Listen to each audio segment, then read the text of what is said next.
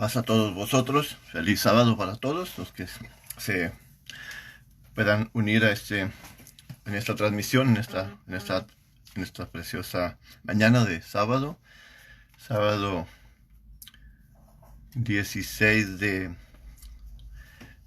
mayo 2020, aquí con la intención de compartirles una lección más de la escuela que acostumbra la Iglesia de Dios, ¿verdad? La escuela, le llamamos la escuela sabática porque es impartida en el día de reposo, ¿verdad? El sábado, el día que Dios estableció como día de reposo. Y es que el pueblo de Dios se reúne como siempre lo han hecho desde el principio de su iglesia, como se dio en el mandamiento desde el Éxodo 20 al pueblo de Israel. Que el sábado se utiliza como una reunión, sobre todo familiar, ya que es el pueblo de Dios, y para aprender y conocer más de nuestro Señor y Salvador, y también de nuestro Dios poderoso, el cual envió a su Hijo para redimirnos de pecado, ¿verdad? Así que en esta mañana les voy a compartir la escuela número 7, que es titulada El Cordero Sacrificado. Una historia una lección también muy importante, como lo son todas las demás. La lección número 7, nuevamente, El Cordero Sacrificado. Saludos a nuestro hermanito Moisés Díaz, que nos está acompañando en esta mañana, entre otros. También Melina Campuzano, bienvenida. Y es que estamos pues otra vez con la intención de compartir esta escuela, la número 7, El Cordero Sacrificado. Tenemos los versículos claves en Primera de Timoteo. Nos da nomás una parte de los versos 2, que son el versos 5 y 6. Y nomás nos ponen el cuadernillo, que es este cuadernillo que utilizamos por la Conferencia General y editado por el abogado de la Biblia de la Iglesia de Dios, Séptimo Día, en Denver, Colorado. Pero es un cuaderno basado obviamente en lo que es la palabra de Dios, lo que es la Biblia, y de ahí son un texto y preguntas para reflexionar, todo basado en la palabra de Dios. Explico esto para los que no están relacionados con nuestra enseñanza, con nuestros estudios, ¿verdad? Con nuestra denominación, nuestra iglesia. Y dice así el versículo: Jesucristo, hombre, se dio a sí mismo en rescate por todos, ¿verdad? Parte del primer versículo de 2 de Timoteo, capítulo 5, el verso 6.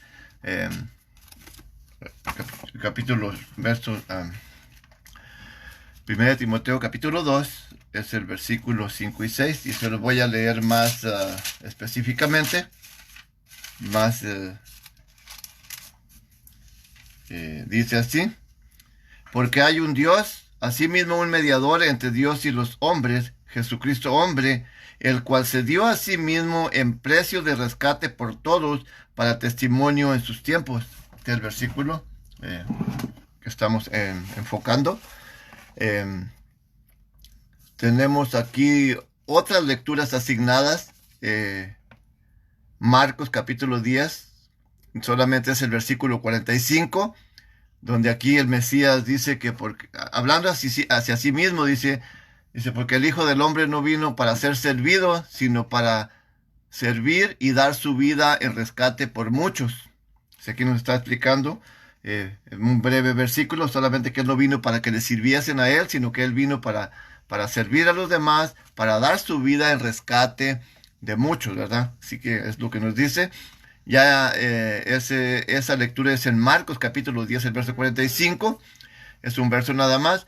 Y el capítulo 14 de Marcos, de ahí mismo el verso 1, pues ahí nos está hablando ya de una conspiración entre los escribas, los fariseos hipócritas, ¿verdad?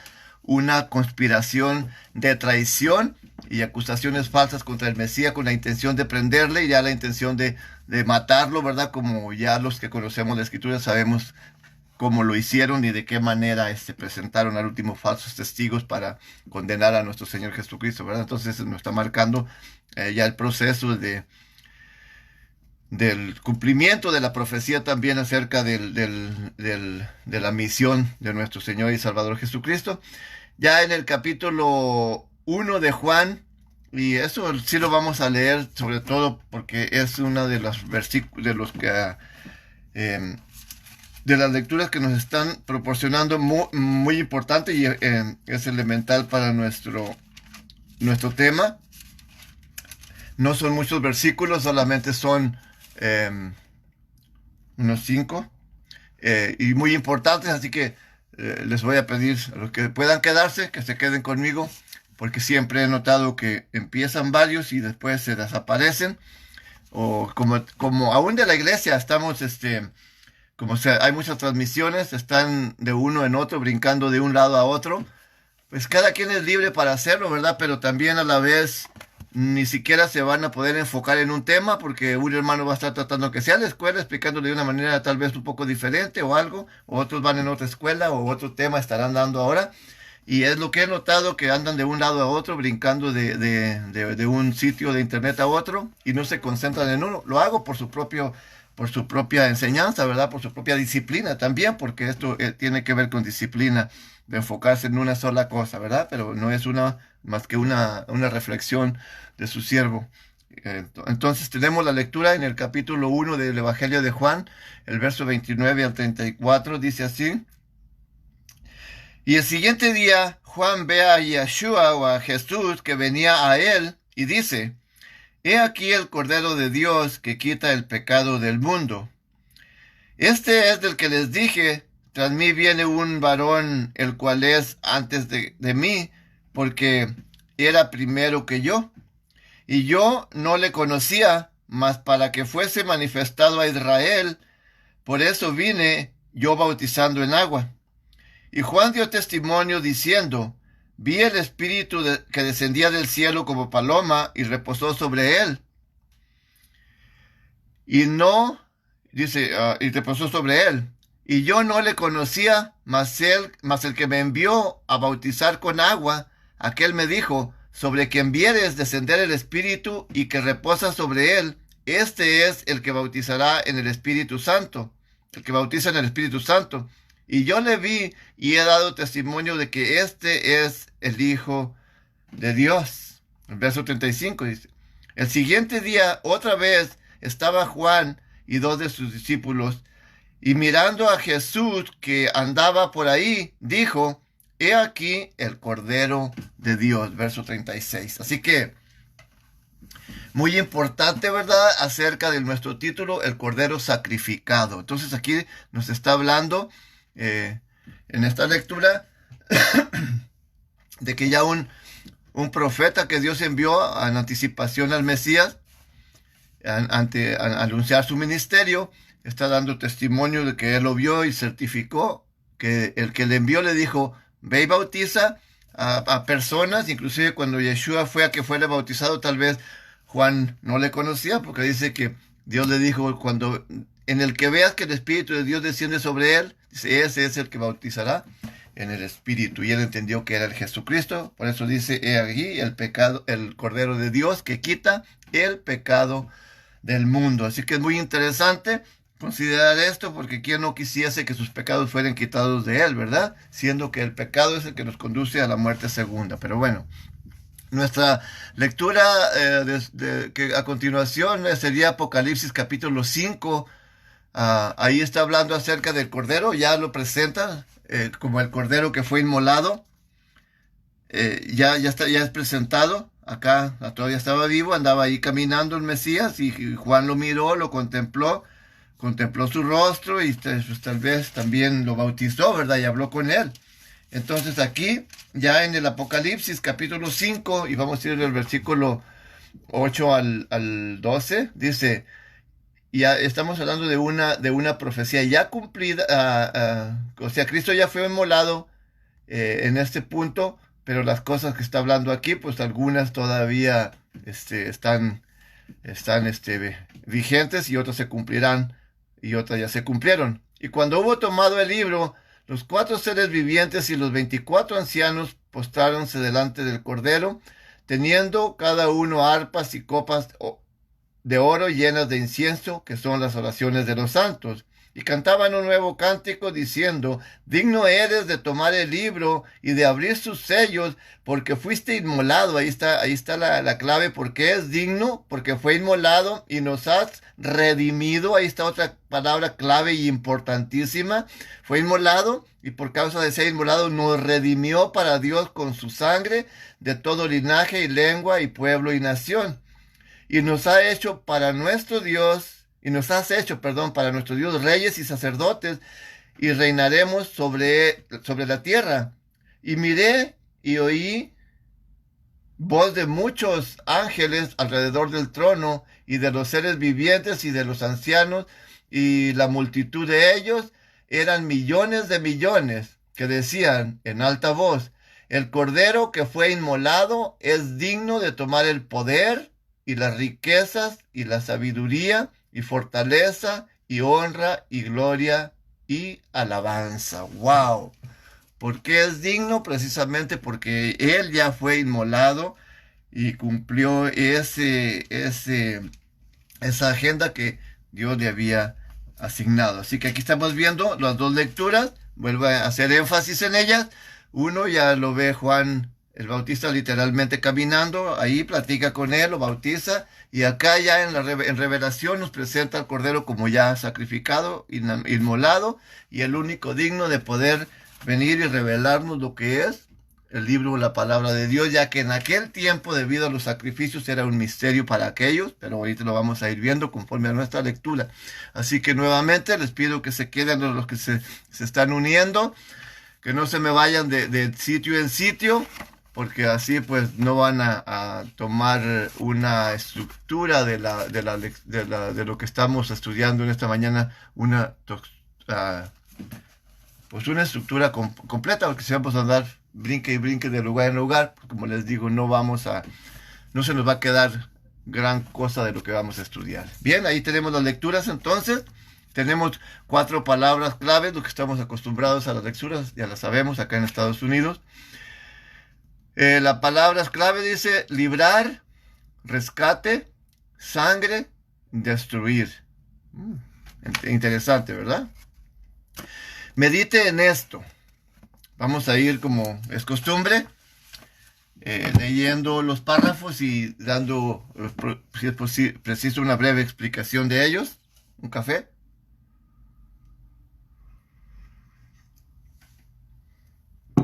Una breve explicación de ellos, ¿ok? Recuerden nuestro título, que es el Cordero sacrificado, ¿ok? Ya presentado así. Dice así: medite en esto, es nuestro texto. De todas las imágenes de la obra reconciliadora de Dios en Cristo, una de las más poderosas y memorables es la del Cordero de Dios. Esta representación nos conmueve, ya que Yeshua, Jesucristo o el Mesías, como lo conozcan, no es simplemente un cordero, sino el cordero inmolado. Recuerden, eso es lo importantísimo, sino el cordero inmolado. Es por su sangre que tenemos redención, como lo leímos en el Apocalipsis ahorita, capítulo 5, verso 8 al 12. Juan el Bautista declaró esta gran verdad desde su primera impresión de Yeshua o de Jesús. He aquí el Cordero de Dios que quita el pecado del mundo.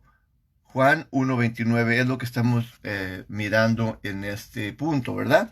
Y cuando al iniciar nuestro párrafo dice que una de las imágenes de la obra reconciliadora de Yeshua, de Dios en Cristo, dice una de las más poderosas y memorables es la del Cordero de Dios. Y cuando hablamos de imágenes no estamos hablando, explico esto para los que no están relacionados con la palabra de Dios, no estamos hablando de figuras, de efigies o de cosas que los hombres sean, sino la imagen de Jesucristo pues, es conocida, por ejemplo, como el Salvador, como el Mesías, como el Hijo de David, como el Hijo del Hombre, como el Cristo, como el Príncipe de Paz. Todas esas son imágenes que tenemos acerca de la identidad de una sola persona, que es de nuestro Señor Jesucristo.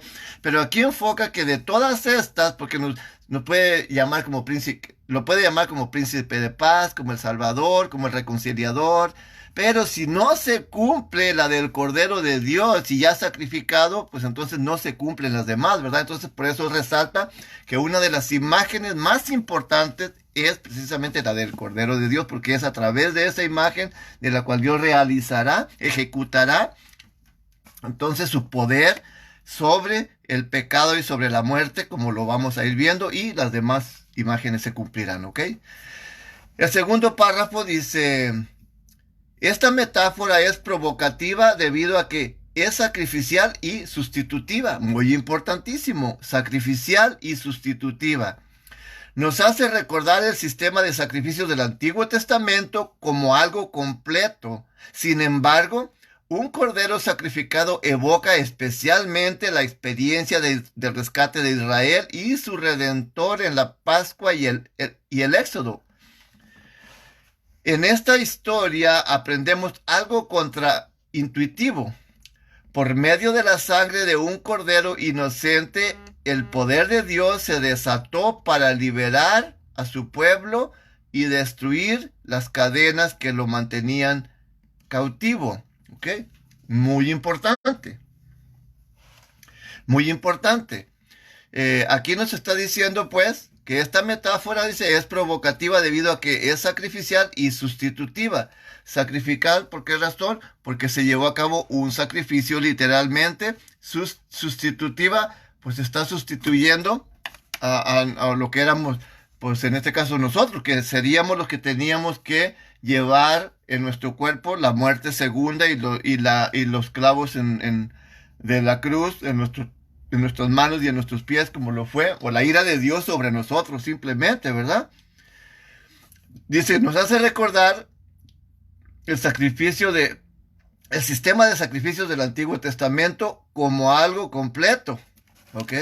Esta imagen nos hace recordar el sistema de sacrificios del Antiguo Testamento, ¿ok? Ya hemos hablado cómo se sacrificaban corderos, se sacrificaban palomitas, se sacrificaban carneros, becerros y distintas clases de animales dependiendo qué clase de pecado cometían, ¿verdad? Pero nos aclara algo muy importante, dice: sin embargo, un cordero sacrificado evoca especialmente la experiencia del rescate de Israel y su redentor en la Pascua y el Éxodo. ¿Qué significa esto? Que tenemos que ser conscientes de que el inicio de estos sacrificios se llevaron a cabo para que Dios pudiese redimir, o mejor dicho, liberar al pueblo de Israel de la esclavitud de Egipto. Y con ese acto también Dios humilló, porque Israel no estaba bajo el poder de una simple persona solamente, sino estaba bajo el poder del rey de una nación, cuyo rey, que era el faraón, él invocaba a los demonios, a sus dioses, ya que no era el mismo Dios, el Dios del cielo, el Dios de Israel. Era muy diferente a los dioses que él invocaba, tenían muchos dioses, la historia también lo dice, y obviamente que eran ídolos, y detrás de cada ídolo siempre he mencionado que hay un demonio. Por eso Dios manifestó a través de las plagas, de las 10 plagas, una humillación y su poder, una humillación hacia el faraón y a sus dioses y su poder, para mostrárselo tanto al faraón como a los egipcios como al pueblo de Israel. Entonces es bien importante tomar el contexto de por qué estamos hasta ahorita nosotros con un sacrificio solamente ya, que es Jesucristo, y lo vamos a ver más adelante. Pero qué fue lo que era, ahora que Jesucristo es el antitipo de las figuras aquellas, o de las sombras, ¿verdad? Entonces es muy importante eso, reconocer esto. Y también quiero mencionar esto porque hay muchas personas que dicen que no tienen que ver nada con el pueblo de Israel, hasta les repugna, religiosos, ¿sabes? Que hablan así, hasta les repugna que les menciones a los israelitas. Bueno, pues hay mucho aquí que hablar de esto, porque si te consideras que no tienes que ver nada con los israelitas, no tienes en lo absoluto parte en el reino de Dios, en el reino del Dios verdadero, para nada, porque ya que a ellos mismos, aún después del nuevo pacto, a ellos mismos fue a quien fueron hechas las promesas, Dice Jeremías 31, del 31 por allá al 33, que un nuevo pacto que Jehová Dios haría con la casa de Judá y con la casa de Jacob, o sea, con el pueblo de Israel y la casa de... eh, con la casa de Jacob y el pueblo de Israel, ya que se dividieron, ya como lo que entendemos, que se dividió el reino, quedaron las tribus de Judá y la de Benjamín, que ahí es donde se considera la casa del sur y la casa del norte, que eran las 10 tribus divididas. Entonces, por esas dos se hizo otra vez el nuevo pacto, y los gentiles, hablando literalmente, hasta ese punto no teníamos nada que ver ahí, ¿verdad? Pero a través del sacrificio de Cristo sí. Bien, entonces continuamos. Dice, en esta historia aprendemos algo contraintuitivo. Por medio de la sangre de un cordero inocente, el poder de Dios se desató para liberar a su pueblo y destruir las cadenas que lo mantenían cautivo. Por eso acabé de explicar que no era un pequeño gobierno el que lo tenía cautivo en la esclavitud allá, sino que era el faraón con todo su ejército, su poderío militar o lo que ustedes quieran, aparte de un poder satánico que era el que le daba pues el trono que tenía el faraón, por decirlo así.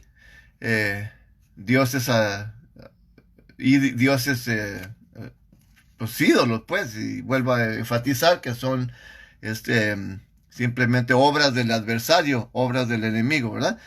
Ok, tenemos otro, dice, tal como aprendimos en el trimestre pasado, este evento fue central para la identidad de Israel, exactamente. Mediante él, Israel aprendió a confiar en su Redentor. ¿Por qué a confiar en su Redentor? Porque así como los faraones y los egipcios no conocían al Dios verdadero, Israel tampoco lo conocía. Por eso primero Dios envió a Moisés a decirle al pueblo de Israel, diles que yo soy el Dios de Abraham, de Isaac, de Jacob, y le fue introduciendo al pueblo, y el pueblo empezó a dudar, hasta que Dios les empezó a manifestar su poder a través de las plagas en Egipto, y cómo en sus aldeas a ellos los protegía. Entonces ellos empezaron a confiar, a creer. Es lo que nos hace referencia a este versículo, ¿verdad? Cómo empezaron a creer, y fue específicamente para ellos, ¿verdad? Mediante él, Israel aprendió a confiar en su Redentor, ¿ok? Los cautivos no pueden rescatarse a sí mismos, ¿ok? Eso es muy importante, porque Israel, por más que quisiera desligarse del faraón, de sus líderes, pues cuando lo iba a poder, ¿verdad? Para nada, tenía que sujetarse a lo que él les decía, trabajar duro, haciendo ladrillo, haciendo obras de construcción, de sol a sol, sin pagarles y sin nada, y tenía que hacerlo, y tenían hasta capataces que los azotaban, a los capataces de ellos, para que los obligasen a trabajar. Y dice que los cautivos no se pueden rescatar a sí mismos, y eso es cierto. Hasta el día de hoy, quiero hacer énfasis en el pecado, los que están cautivos en el pecado, por sí mismos jamás se podrán liberar. Dice, pero Dios lo ha hecho, y lo hace y lo hará. Esto es muy importante, ¿verdad? Dios lo ha hecho, lo hace, lo hizo, lo ha hecho, lo hace y lo hará. Ante el pecado y el exilio, los profetas declararon: Jehová redimió a Jacob, lo redimió de la mano del más fuerte que él. Jeremías 31:11. Y se compara con Isaías 35:10, 51:11, que hablan algo similar. De la mano del sepulcro los redimiré, los libraré de la muerte. Oh muerte, yo seré tu muerte y seré tu destrucción. Oh Seol, oh sepulcro. Oseas 13:14 es lo que nos está relatando esto, que Dios dice que será la muerte de la muerte, y lo destruirá la muerte, y lo vamos a ver ahorita más adelante en 1 Corintios 15. Yo seré tu muerte, seré tu destrucción, oh Seol. Y ahí están las citas de Oseas capítulo 13, el verso 14. Pablo mira este último verso como cumplido en la victoria que Jesucristo, el Cordero de Dios, alcanzó con su muerte. Y eso es en 1 Corintios capítulo 15, versos 51 al 57, el cual no leeremos en este momento, pero lo vamos a leer un poquito más adelante. Entonces estamos viendo aquí que los profetas están hablando y profetizando, ¿verdad?, acerca de de cómo Dios redimió al pueblo a Jacob, al pueblo de Israel, porque está hablando de Jacob, ya que era su nombre y después le cambió a nombre de Israel y ya llamó así a la nación de Israel, a los israelitas, a las 12 tribus las llamó como Israel.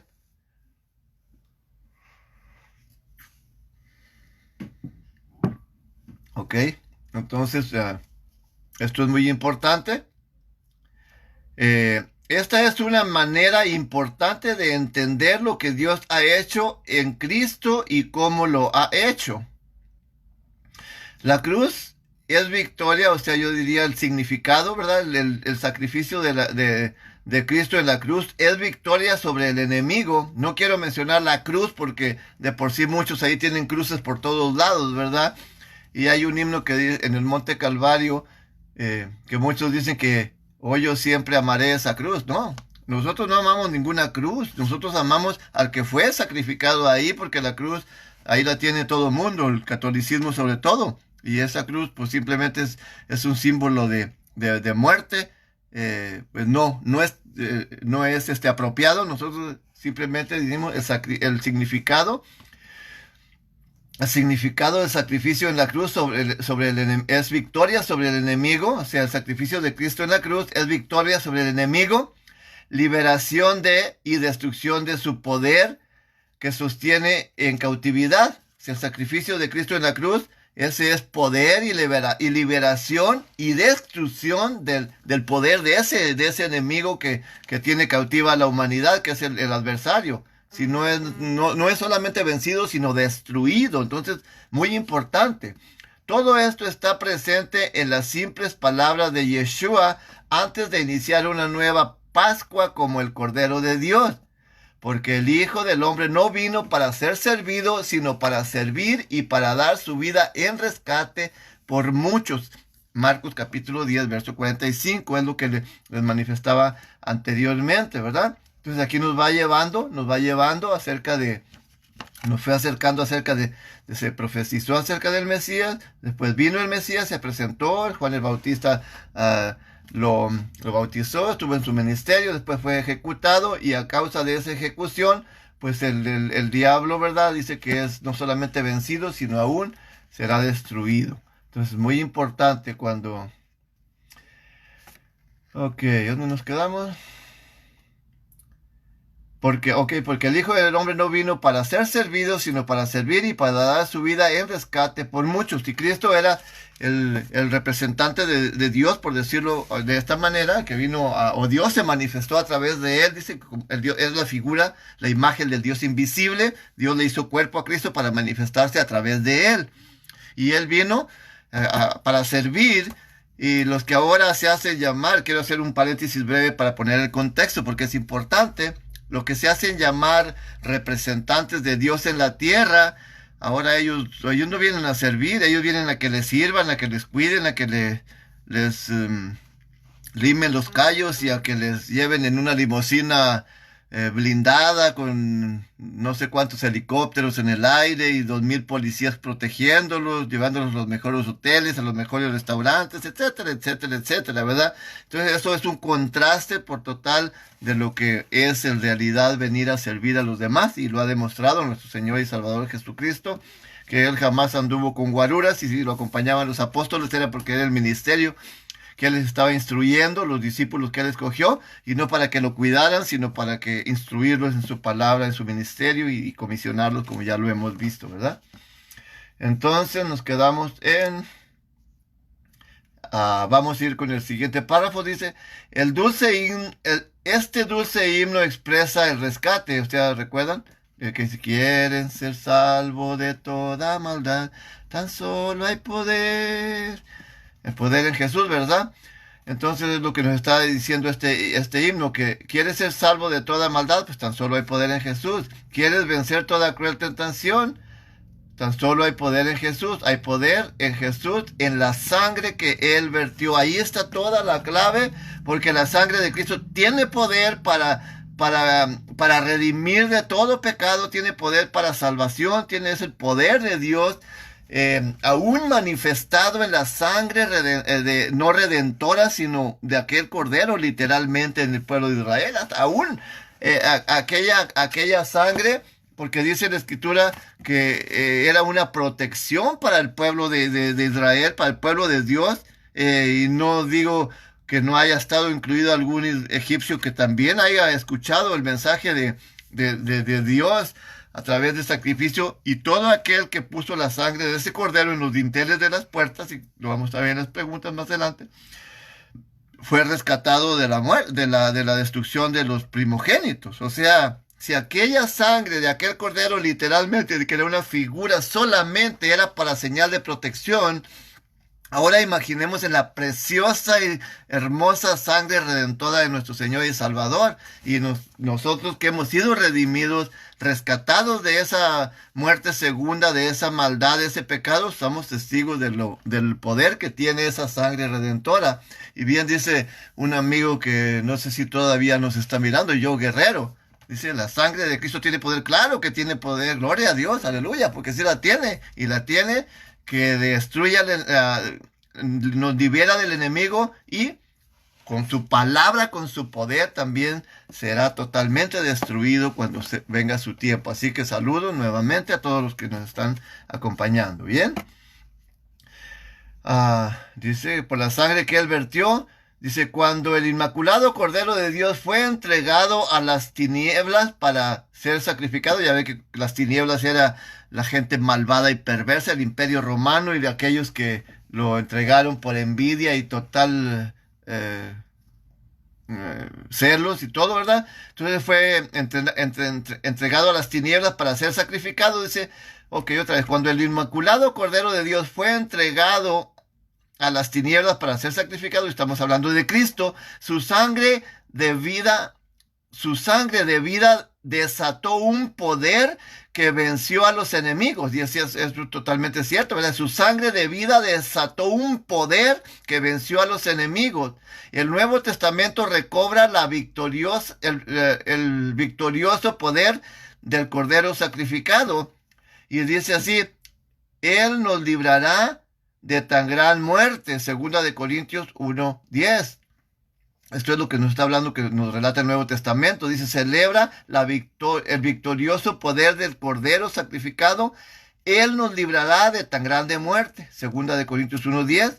Él nos libró del presente siglo malo. Gálatas 1:4. Él nos ha librado de la potestad de las tinieblas. Colosenses 1:13. Él murió para destruir por medio de la muerte al que tenía el imperio de la muerte, es a saber, al diablo, y librará a todos los que están sujetos a servidumbre. Hebreos 2:14-15, uno de mis pasajes favoritos. Él murió para deshacer las obras del diablo, otro de mis favoritos, primera de Juan 3:8, porque entiendo ese significado. La reconciliación son las buenas nuevas que indican que el Cordero de Dios nos ha rescatado de las manos de aquel que es más fuerte que nosotros. Por medio de la muerte, Él destruyó a la muerte para que pudiésemos vivir para Dios en Cristo. Por siempre hay victoria en Yeshua, mi Salvador. Amén. Entonces aquí estamos viendo una serie de pasajes y algunos coritos o himnos que hemos cantado, donde está manifestando ya ya no el simbolismo, sino el significado de esa preciosa sangre de ese cordero ya sacrificado en favor de la humanidad. Y ya que por el pecado estábamos sujetos a padecimiento para siempre y sentenciados a una muerte segunda, aquí nos dice que el poder de esta sangre redentora de nuestro Señor y Salvador Jesucristo, pues en las citas que nos dieron, nos libera, nos rescata, nos redime, nos da salvación, deshace las obras, ese veneno que Satanás puso en el primer hombre que pecó. Al pecar entró una enfermedad, la ley del pecado al cuerpo, esa tentación que nos arrastra a hacer lo malo, esas obras del diablo que están todavía en estos moldes terrenales, a través del sacrificio de nuestro Señor y Salvador Jesucristo, son deshechos. Por eso, uno de mis favoritos es también en primero de Juan 3:8, dice, para eso apareció el Hijo del Hombre, de Dios, dice, para deshacer las obras del diablo que están en nosotros. Y allá en Hebreos dice 2:14, dice que por cuanto los hijos participaron de sangre y carne, Jesucristo, Yeshua, también participó de lo mismo para quitarle el imperio a quien lo tenía, que es el diablo, ¿verdad? Y deshacer las obras del diablo en nosotros y para rescatar a todos los que por temor a la muerte estábamos sujetos a padecimiento para siempre. Entonces vamos a ir a las preguntas, ya casi todo lo hemos resumido en esto, lo hemos contestado. Y vamos a ir a lo que ahora son, no es, ahora responda, ¿verdad? Tenemos el cuadernillo, como siempre les digo, y luego tiene una sección donde nos dice, por ejemplo aquí, dice responda. Tenemos 3 preguntas que son, estas preguntas son extraídas de la introducción de la lección y casi por lo general es así. Así que les doy unos 10 segundos para que si alguien me quiere escribir de los hermanos de la iglesia que nos están acompañando en todos los Estados Unidos, que están leyendo el cuadernillo y que tenemos la misma lección. Les doy 10 segundos que pueden escribirme, aunque sea una, la primera o la segunda. Es más, les voy a dar 20 segundos, pero no se me vayan, nomás porque quiero darles que me lo escriban ahí. Les voy a dar chance que agarren su teléfono y me contesten. A ver quién es más valiente. A ver, hermanos de Waukegan o de todos los Estados Unidos que nos estén viendo. 20 segundos. Porque quiero que me ayuden. Cuando estamos ahí en la sinagoga, pues estamos juntos y estamos ahí interactuando. Aquí quiero que lo hagamos de la misma manera. Así que, a ver, contéstenme, aunque sea la uno. O sea, no tienen que contestármelas todas y ahorita lo vamos a... Yo les compruebo si lo hicieron bien y si no me ayudan, pues yo lo voy a hacer, ¿ok? Así que ya casi se van los 20 segundos, ¿verdad?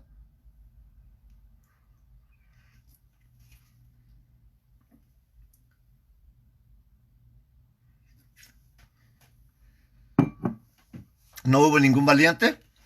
¿No se animaron? A ver. Déjame ver. ¿Alguien se animó a contestar? Nadie, ¿verdad?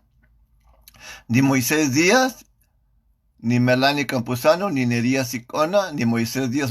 Pase, hermano, dice. Ni Valentín Galván, ni Esperanza Laureano. Nadie. ¿Qué pasó, hermana Esperanza? Usted es de las más aplicadas, ¿verdad? Maricris González, tampoco. Nelly Pérez. Hey, Guerrero. No, Guerrero, si estás conectado todavía. ¿No contestaste la pregunta? Ah, no, pues tú no tienes en su cuadernillo, ¿verdad? Carla Deis, a ver, usted sí lo tiene, hermana. ¿Dónde está la respuesta? Duarte Mercedes, tampoco. Wendy Valladares, un saludo. Fabiola Escárcega, Dios te bendiga. Maldonado Claudia, nadie me ha contestado. Bueno, dice así, responda. Y es de la introducción lo que se extrae aquí. Dice, la metáfora Cordero de Dios es provocativa debido a que es sacrificial y sustitutiva, es la respuesta, ¿verdad? Sacrificial y sustitutiva. Palabras claves muy importantes, como ya lo mencioné ahorita en el párrafo, ¿verdad? La segunda dice, la cruz es, ¿qué es la cruz? Victoria sobre el enemigo. O sea, el significado de la muerte, el sacrificio de Cristo en la cruz, no la cruz, sino el sacrificio de Cristo en la cruz, es lo que debía decir la pregunta, es victoria sobre el enemigo. Ya lo mencionamos. La pregunta número 3 dice, pues no es pregunta, sino simplemente son para contestar, ¿verdad? Son para contestar, discúlpenme. Las preguntas son los que siguen. Dice, por medio de la muerte, ¿qué hizo Jesucristo por medio de su muerte? Acabamos de ver en Hebreos. Y en primera de Juan 3:8, Él destruyó la muerte. Y a veces nos preguntan, ¿cómo que por medio de la muerte destruyó la muerte? ¿Sí? A veces algunos no lo podíamos antes entender, a ver si lo entendemos, ¿verdad? Como por medio de la muerte, destruyó a la muerte, venció y destruyó a la muerte, y a Cristo la victoria completa la tenemos, que ni la muerte, ni el sepulcro, ni la piedra que le pusieron en el sepulcro lo pudo retener ahí, sino que Dios lo levantó de ahí, venciendo y destruyendo la muerte. Y así es para todo y cada uno de aquellos que nos acercamos al plan de salvación de Dios. Ya para nosotros, aunque tengamos que morir una vez, porque esa muerte no es nuestra culpa, es la culpa de Adán y de Adán, sobre todo, por contra el pecado entró al mundo por ellos, y por el pecado la muerte pasó a todos nosotros. Y por muy perverso que yo sea y muy santo que usted sea, los dos tenemos que morir. Entonces se entiende que esta redención es la muerte segunda, la destrucción de la muerte es la muerte segunda, porque Cristo aún murió, pero Dios lo resucitó para que así Él tenga el primado en todo, dice la Escritura. Bien, entonces ya hemos contestado las preguntas. Dice Jesús, el Yeshua, no es simplemente un cordero, sino es el cordero inmolado. Y eso es lo esencial y lo importantísimo para nuestras respuestas. Así que vamos a ir a nuestra primera pregunta. Dice, ¿de qué manera la historia de Israel nos hace ver a Yeshua, o los que lo conocen como Jesús, como el cordero? ¿De qué manera? Lo hace ver como el cordero. ¿De qué manera lo hace ver como el cordero? Tenemos también opiniones, si gustan comentar, ¿verdad? Mientras que reviso también yo mis notas separadas. Alguien puede también contestar de los hermanos que nos están viendo a nuestra primera pregunta. ¿De qué manera la historia de Israel nos hace ver a Yeshua como el cordero? Y si recuerdan que leímos en el capítulo 1 del Evangelio de Juan, donde el Bautista lo ve, he aquí, dice, que el siguiente día ve Juan a Yeshua que venía hacia él y dice, he aquí, ahí está el Cordero de Dios que quita el pecado del mundo, ¿verdad? Y ahí dice, yo no lo conocía antes a él, sino para que se cumpliese, ¿verdad? Lo de la Escritura, lo que dice. Para eso fue enviado a bautizar, dice, como un ejemplo, para que de todos los que llegaran a que él bautizaba, él estaba atento a ver en cuál descendía el Espíritu de Dios. Y dice que él identificó al Mesías, hasta que lo miró descender, del Espíritu que descendió a él, supo que él era el Mesías. Entonces ya Dios lo había enviado para eso. Entonces aquí también nos da la representación en Apocalipsis capítulo 5, verso 8 al 12, que presenta, ya lo leímos, que presenta ya a Yeshua como el único digno de abrir el libro, de abrir los sellos, porque fue inmolado, dice ahí que fue inmolado y nos ha redimido y nos ha hecho reyes y sacerdotes. Entonces la pregunta dice que cómo la historia de Israel nos hace ver a Yeshua como el Cordero. Están intrínsecas todas las preguntas, las tres están muy relacionadas. Así que, ¿de qué manera la historia? Y estamos hablando de la historia de Israel. ¿Y cuál es la historia de Israel? La historia se enmarca,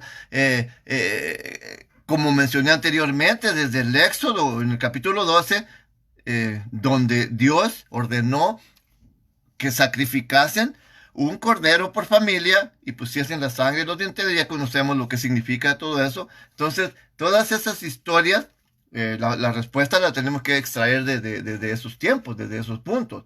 ¿De qué manera la historia de Israel nos hace ver a Yeshua como el Cordero? ¿De qué manera?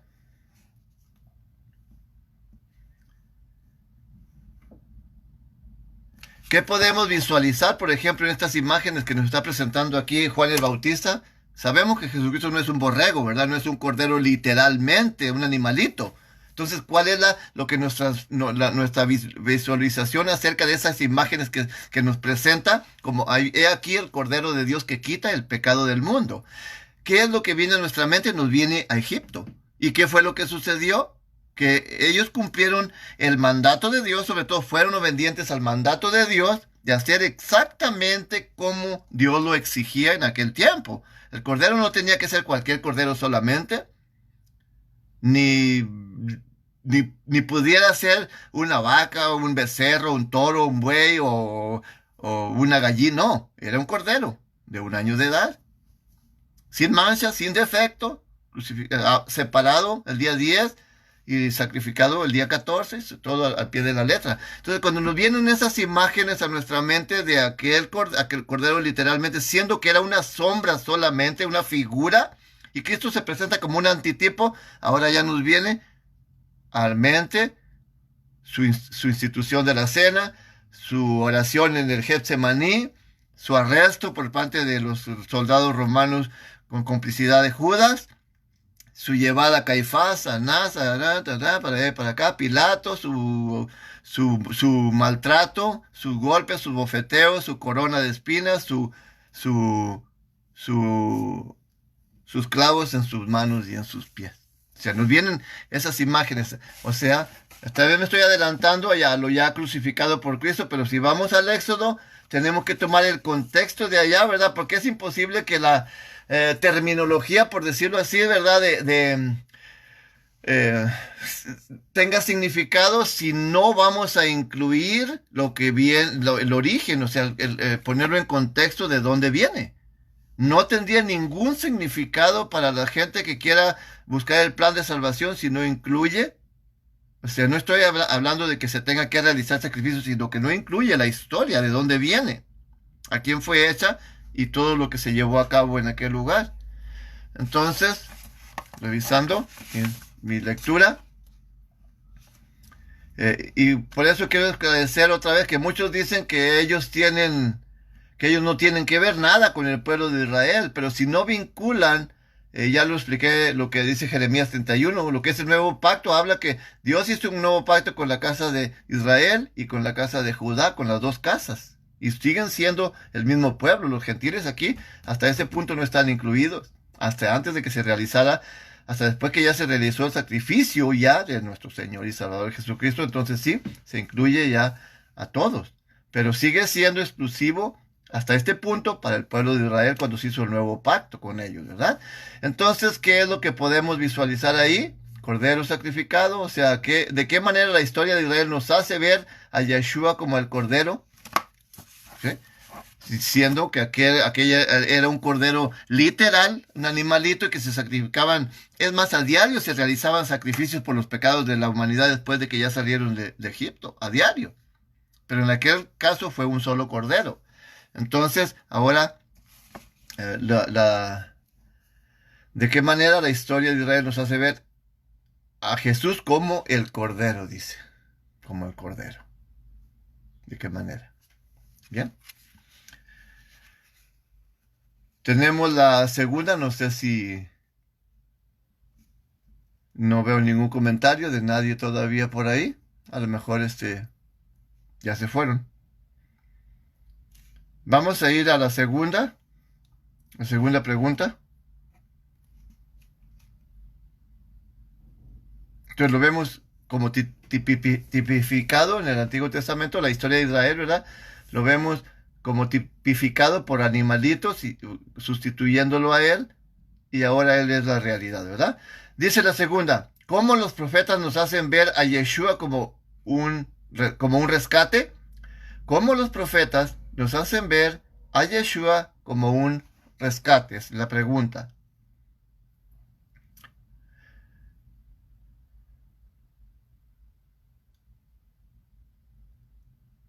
Ok.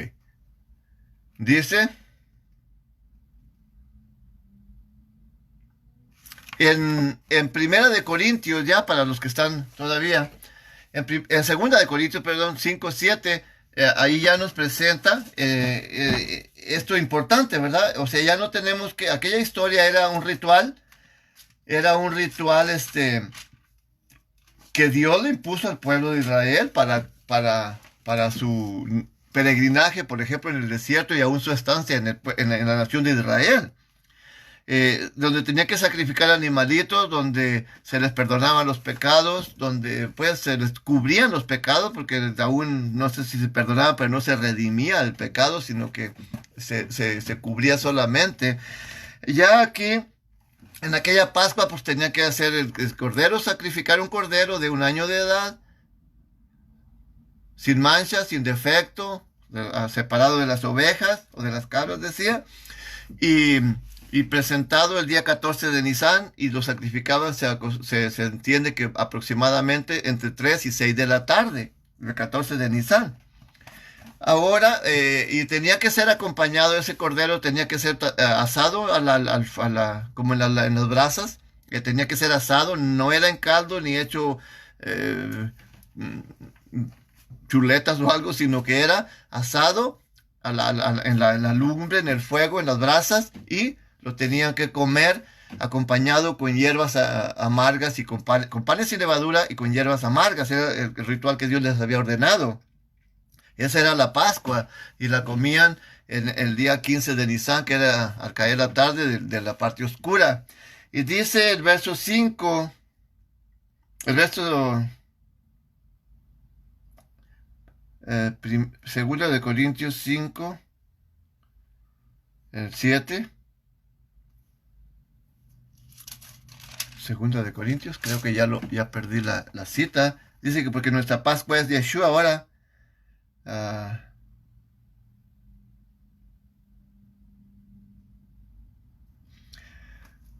Creo que perdí la cita. Primera de Corintios tal vez. Ahí me han de disculpar, pero esa no estaba en mis planes de presentarlo. No creo que sea Primera de Corintios. Deje ver si es Primera de Corintios. Sí, creo que sí es la Primera de Corintios 5:7. Limpiad pues la vieja levadura para que seáis nueva masa, como sois sin levadura, porque nuestra Pascua, que es Cristo, fue sacrificada por nosotros. Esta es la clave, ¿verdad? Ahora en el Nuevo Testamento ya, o sea, en el pues, Nuevo Testamento también es absurdo mencionarlo, pero ahora ya en las escrituras hebreas, o sea, griegas, ya nos dicen que nuestra Pascua ya no consiste en animalitos ni en rituales de pan sin levadura o hierbas amargas, sino que nuestra Pascua es Cristo, la cual ya fue sacrificada por nosotros, ¿verdad? Es lo que nos dice. Cómo los profetas nos hacen ver a Yeshua como el rescate, ¿verdad? Pues hay muchas maneras, ¿verdad? Israel pasó tocante al rescate, dice esto antes de proceder, dice, esa es una nota. La sangre del cordero ilustra el poder de rescate de Dios para salvar a su pueblo del poder de Egipto. Esto es lo que he venido mencionando, ¿verdad? Como la sangre de aquel cordero literalmente tenía o ilustraba y manifestaba el poder de rescate de Dios para salvar a su pueblo de las garras del faraón y de algunos de los demonios, ¿verdad? Entonces, también es bueno notar que en el Antiguo Testamento usa rescate o redención, según hay terminologías, ¿verdad? Rescate o redención, o acercarse hacia él, ¿verdad? Entonces, el punto que esos términos, en su contexto teológico, dice la nota, hablan de la ejecución del poder divino para librar y destruir al adversario. Y eso es bien importante para librar, como les había mencionado antes, para librar y no solamente librar, sino destruir al adversario. Entonces tenemos ahí esas notas, ¿verdad? Porque entendimos que nadie se puede librar solo. Aún ni el pueblo de Israel podía liberarse a sí mismo por más que quisiesen, o inclusive cuando una persona está en la cárcel, está encerrado, y inclusive haya unos que todavía están encerrados y los atan con unas cadenas y con candados, o los ponen en el sótano, en el calabozo que le llaman, no se pueden liberar para ir jamás solos. Ni aún estando en una celda con un simple candado se puede liberar solo. Entonces Dios, con su poder, inclusive ha demostrado que a sus hijos, que los paganos han puesto a la cárcel, como tenemos la historia en el capítulo 12 de Éxodo, y el capítulo 16 de Hechos, que es una historia del apóstol Pedro y otra del apóstol Pablo, en historias semejantes, donde fueron escarcelados y con cuatro, ¿cómo se llama? 4 guardias de seguridad de soldados, o sea, 16 soldados en diferentes posiciones y lugares, en el caso de Pedro, y encerrado y amarrado con cadenas. Y Dios lo libertó de ahí. Solo jamás se hubiese podido salvar aún literalmente de una cárcel.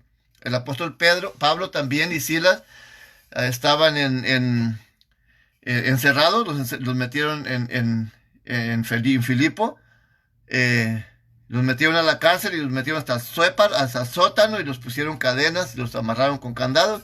Y también dice que Dios envió tanto a Pedro como a él, hizo que se rompieran las cadenas que tenían, se abrieran las puertas y los liberó de ahí. Solos jamás se hubiesen podido liberar, haber salvado.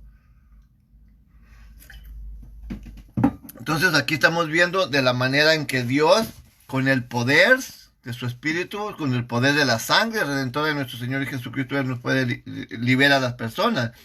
¿Cómo los profetas nos hacen ver que a Yeshua como un rescate, ¿verdad? Así que necesitamos de Él, sabiendo que la sangre de Cristo es poderosa para vencer y para redimir. Ahora podemos pasar a la tercera pregunta.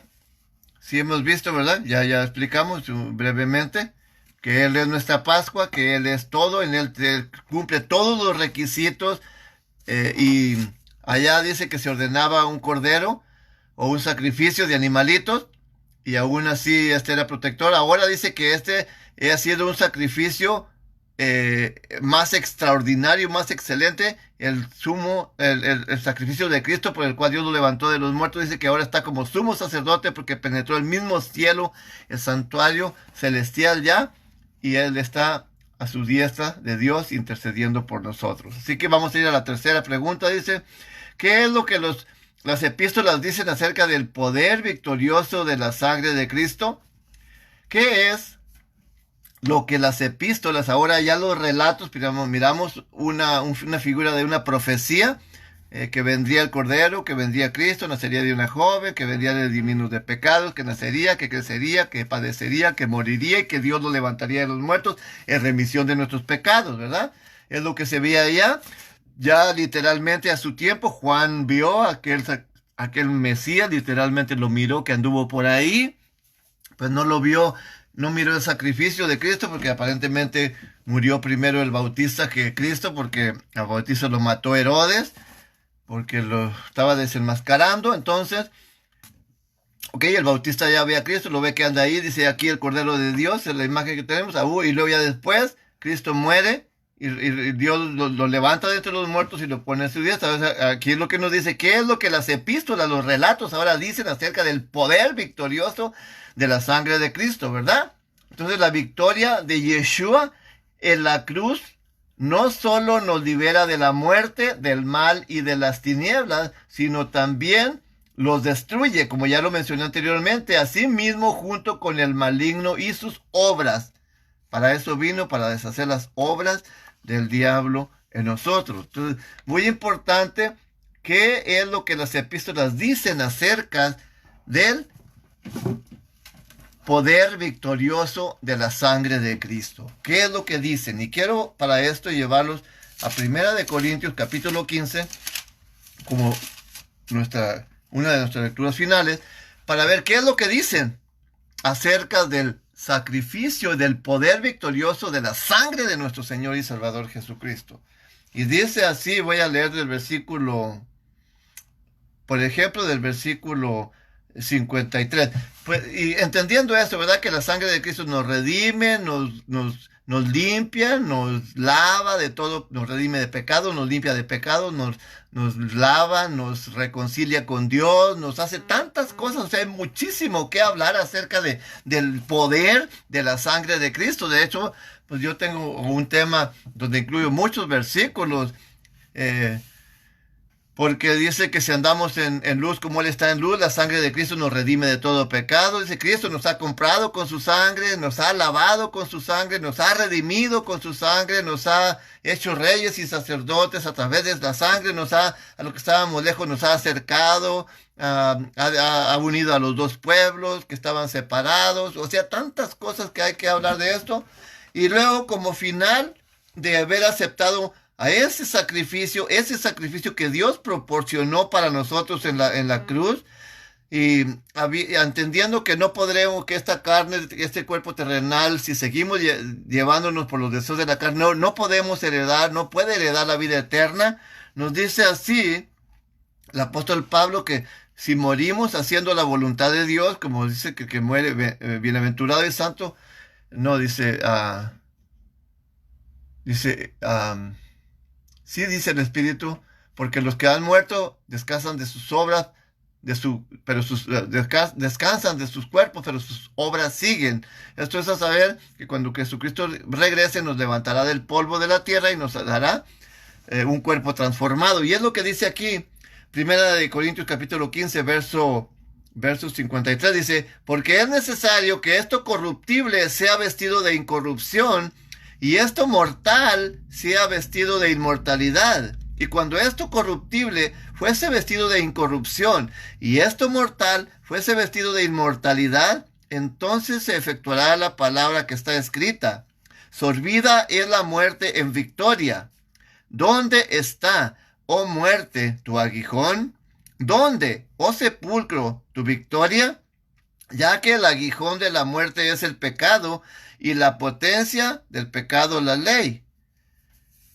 Mas a Dios gracias, mas a Dios gracias que nos da la victoria por el Señor Jesucristo. Así que ahí tenemos lo que es el poder acerca de, como dice aquí, del poder victorioso de la sangre de Cristo. Simplemente que Dios nos reconcilia con Él, nos perdona, nos limpia, nos redime, nos une, y lo que nos impide entrar al reino es el pecado, es deshecho el pecado. A último, lo dice que el último enemigo que será destruido es la muerte.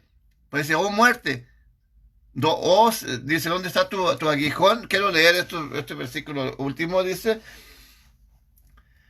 ¿dónde está, oh muerte, tu aguijón? ¿Dónde, oh sepulcro, tu victoria? Y luego aquí el verso 56 nos explica qué es la muerte y qué es el aguijón. Dice, ya que el aguijón de la muerte es el pecado, ¿sí? La paga del pecado es muerte. Y la potencia del pecado, la ley del pecado que entró a nosotros y que nos arrastra a hacer lo malo.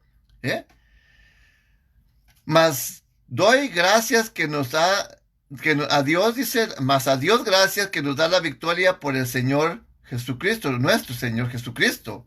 Así que, dice el verso 58, así que hermanos míos, amados, estad firmes y constantes, creciendo en la obra del Señor, siempre sabiendo que vuestro trabajo en el Señor no es en vano. Así que, gloria a Dios por haber enviado a su Hijo y porque nos ha presentado ya un Cordero sacrificado, el cual nos ha redimido de nuestros pecados, nos ha hecho reyes y sacerdotes.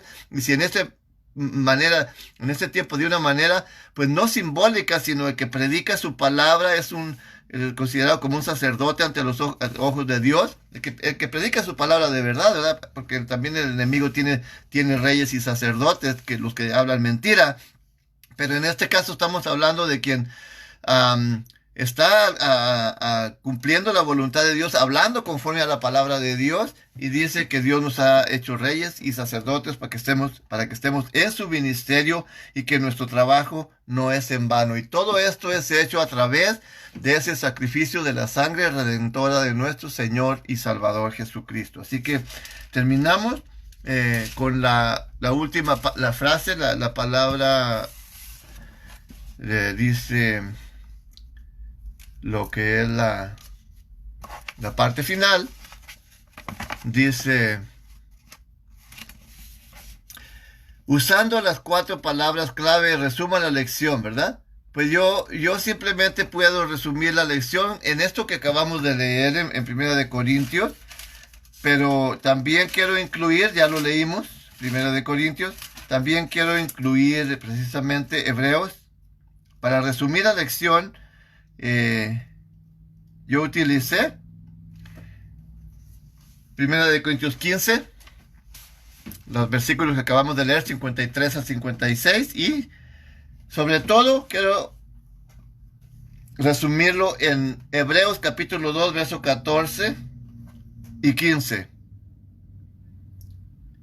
Dice así, así que por cuanto los hijos, recuerden que las palabras, perdón, antes de ir allí, antes de avanzar, las palabras claves eran o son librar, rescate, sangre y destruir. Librar, rescate, sangre y destruir. Por eso utilizo estas palabras. Así que por cuanto los hijos participaron de carne y sangre, Él, o sea Jesucristo, también participó de lo mismo para destruir por la muerte al que tenía el imperio de la muerte, es a saber, al diablo. Y librar, recuerdan que una palabra era librar y luego destruir. ¿Ok? Rescatar y sangre, dice el verso 15. O sea, aquí mismo dice, para destruir por medio de la muerte al que tenía el imperio de la muerte, es a saber, al diablo, destruir al diablo, y librar a los que por temor a la muerte estaban toda la vida sujetos a servidumbre. Aquí encontramos el resumen de las 4 palabras: para liberar, para rescate, con la sangre y destruir. Por eso participó de carne y sangre, dice, para destruir por medio de la muerte a quien tenía el imperio de la muerte, y a nosotros que estábamos, no estábamos libres, sino estábamos oprimidos o estábamos esclavos del pecado. Ahí nos vino, y luego nos vino a rescatar, y con la sangre destruyó. No solamente nos libera del enemigo, sino que lo destruye, y a su tiempo será destruido por completo, como nos dice la profecía a finales de la película que estamos viendo, que es la historia de Dios desde Génesis hasta Revelación, donde dice que el Hades, el diablo y la bestia y el falso profeta fueron lanzados y destruidos en el lago de fuego. Ahí será. Ahorita es vencido para todo aquel que acepta a Cristo como su Señor y Salvador. Son vencidos el adversario, pero y no tiene parte con nosotros si no le damos cabida. Pero se cumplirá esto por completo cuando sean destruidos, como leímos ahí en Primera de Corintios. Dice, ¿dónde, oh muerte, tu aguijón? ¿Dónde, oh sepulcro, tu victoria? Ya que el aguijón de la muerte es el pecado, y así nos va relatando. Entonces, ya con un cuerpo transformado, ¿dónde va a estar eso? Sí, allí se cumplirá, y luego después de eso se destruye el enemigo, se destruye todas las fuerzas del mal, y ya quedará solamente el reino de Dios, su iglesia. Así que estas son las palabras que pude acomodar, como nos dice aquí, que usando las 4 palabras clave resuma la lección. Por cuanto los hijos participaron de carne y sangre, Yeshua participó de lo mismo para destruir por medio de la muerte a quien tenía el imperio de la muerte, es a saber, al diablo, y por medio de ella destruir, ¿sí? Y por medio de ella, por medio de ella liberar a todos los que por el temor a la muerte estaban sujetos a padecimiento por toda la vida. Así que gloria a Dios por ello, y nos pide, le agradezco a los que se quedaron, a los que se conectaron a tiempo y se quedaron. Que Dios les bendiga, y si alguien está todavía por ahí, simplemente nos aconseja también aquí en el libro de hacer una oración juntos para la conclusión de la lección. Así que si alguien está acompañándome, si hay alguno que se haya quedado por ahí, si gusta inclinar su servir, y nos despedimos en oración. Excelentísimo y buen Padre Celestial, tú que moras en los lugares inaccesibles a la corrupción, en el lugar altísimo donde millares de ángeles te adoran de día y de noche, como tu palabra lo dice, y con justa razón, porque eres digno de ello, eres digno de honra, gloria y adoración, porque tú hiciste los cielos, la tierra, los mares, las fuentes, Señor, de las aguas, y todas las cosas preciosas que pueden contemplar nuestra vista, y aún las que no podemos contemplar por la distancia. Reconocemos que tú las has hecho, que tú las has creado, las sustentas, las mantienes en su lugar, Señor. Te damos gracias infinitamente porque nos has permitido concluir con una lección más en este tu día santo. La lección número 7, Señor, el Cordero sacrificado. Una lección donde se cumple tu palabra y tu plan de redención para la humanidad hasta este punto. Derramada la sangre de tu Hijo amado Jesucristo para reconciliarnos contigo, Señor, para así sellar el nuevo pacto, reconciliarnos contigo, hacernos tus hijos, reconciliarnos, limpiarnos, lavarnos de todo pecado y instalarnos en tu ministerio. Te damos gracias por este regalo inmerecido, pidiéndote que seas con cada uno de nuestros hermanos que está acompañándonos hasta este momento en esta lección, que bendigas a todo y cada uno de los que han participado, Padre eterno, desde sus hogares.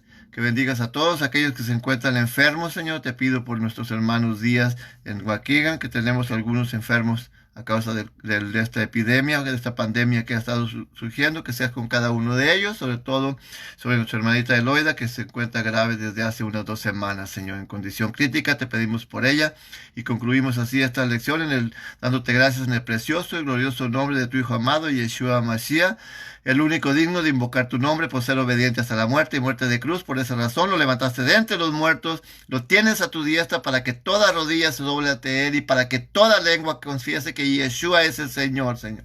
Así que a través de él te damos las gracias, te enviamos este agradecimiento en el nombre de tu Hijo amado Yeshua Mashiach, quien junto contigo debemos dar honra y gloria por los siglos de los siglos. Amén. Cuídense mucho todos, Dios me los bendiga y gracias por habernos acompañado. Y estamos a las 4 de la tarde, si alguien tiene voluntad de acompañarnos, estaré otra vez transmitiendo una predicación hoy, a 16 de mayo, a las 4 de la tarde, ¿ok? Así que cuídense mucho, Dios me los bendiga y los guarde a todos. Paz a vosotros.